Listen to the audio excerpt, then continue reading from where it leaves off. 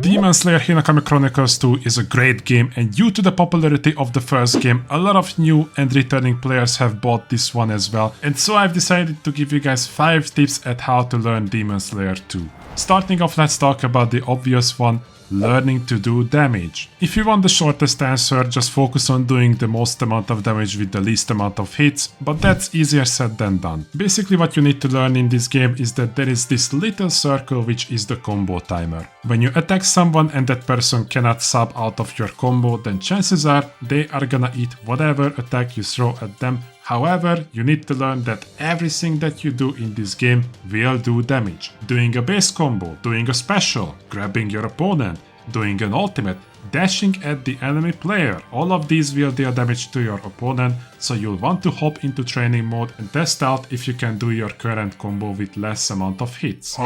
Just because you can do a special mid combo, it doesn't mean that's the right choice. Take Nezuko for example, her claws will hit you multiple times. Usually it's not the best special to use if you wish to do damage, so get in the lab and practice combos. Or just subscribe to my channel and wait for my character guides. Just like in the first Demon Slayer, I'm gonna be dishing out a bunch of guide videos, so do let me know down in the comments which character I should make my first guide video about. Did you know that every character has different damage values? This is the boring stuff, but it's really important to know, so I'll try to be as fast as possible. Every character has 10,000 health, however the damage multiplier is different. To give you an example, Water Tanjiro has a ×1 damage multiplier, however Akaza has a ×1.25, so that means if you do the same combo on both characters, Akaza will take more damage. I'm not gonna bore you any further with the numbers, I will include the latest damage multiplier of every character either on the screen or in the description. Just do yourself a favor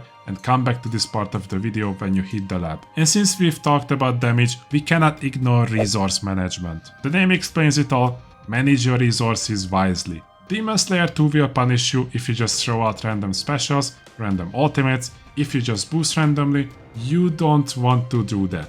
Trust me. Let me give you an example. There are demons in this game and they regenerate their health whenever you boost and surge. Unless you're absolutely sure that you can kill the enemy player with an ultimate, I recommend you to boost instead. But not just out of nowhere, look at your special meter and your health. Can you afford to use up all your special for a bit more damage and then boost, or do you just want the extra health because you might get killed? Boosting will replenish all your special meter and your demon skill, and on top of it, if you play with a demon character, it will regenerate your health, therefore sometimes it might be better to wait until you have run out of meter, and surge works fairly similar as well. It basically does the same thing, however, all your attacks will be armored. Let me repeat that.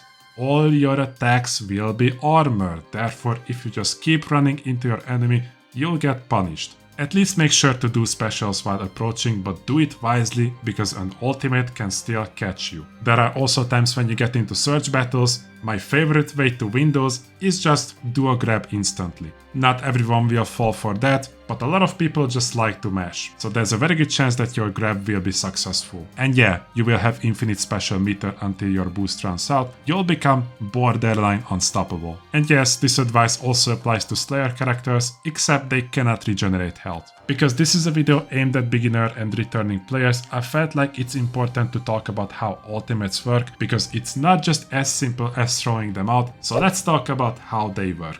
Whenever your character does an ultimate, it's going to become completely invincible. Nothing will stop you. Not a grab, not a special, nothing. The reason for that is because you're gonna get invincibility frames throughout the duration of the ultimate, but there's a catch. If your opponent is fast enough and does his ultimate after you, then chances are he is going to land it first because his ultimate came second and your invincibility frames will run out. Of course there are exceptions, I believe Enmu has longer invincibility frames during his ultimate, but you get the general idea, throw out an ultimate against ultimates if you can. There's 2 more ways to beat ultimates and one of them is doing other invincible moves. I did mention that ultimates got invincibility frames, but did you know that some special attacks also got invincibility? As long as somehow you can get those frames, you should be fine. And then the very last way to avoid getting ulted is to just get good. No ifs, ands or buts, it's the cheapest way, just dodge it. And for the love of God, please use your ultimate if you can finish off the enemy player. This is a skill issue even high level players do. For some reason they don't use their ultimate even though they could end the whole game. Instead they boost or maybe even surge. Look at the health of the other player and use it if you can kill. Before I talk about the most important tip, let's run through a couple of honorable mentions. Use a heavy attack to armor through a basic combo. If the enemy player is just mindlessly mashing the attack button, then you can easily throw out a heavy, and it even works if the other player is doing a special that's in melee range. Like, for example, if a water wheel is coming at your way, a heavy will win. You cannot guard while jumping. This is an issue especially Naruto Storm players struggle with. In Storm Connections, you can guard while jumping, but in Demon Slayer, you cannot. If you jump and you don't sidestep mid-air or don't throw out a special in the air, then there's a very good chance you'll get caught on the landing. Wake up invulnerability. When you get knocked down on the ground, you can choose whether you wanna wake up instantly or if you just wanna stay on the ground and stall for time. If you wanna wake up faster, hit the jump button when you get knocked down instantly. Make sure to keep switching between your characters. Even though you only got one health bar per round, it is recommended to switch between characters depending on the situation.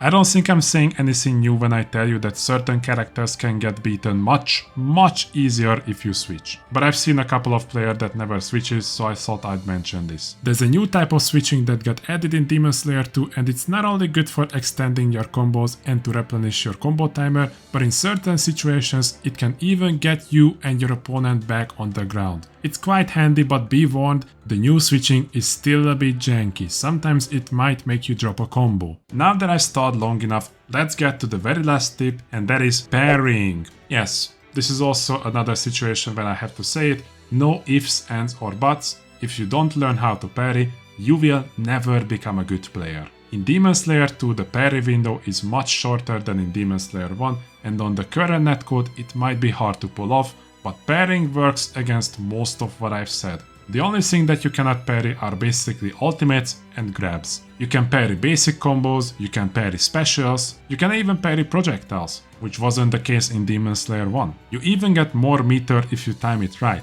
You get rewarded for being the better player. Those were my tips about Demon Slayer HInokami Chronicles 2. Let me know down in the comment section if you think I've missed something, and also let me know which character you'd like to see the first guide video about. That's gonna be it for today's video, guys. Don't forget to smash that like button and subscribe to the channel.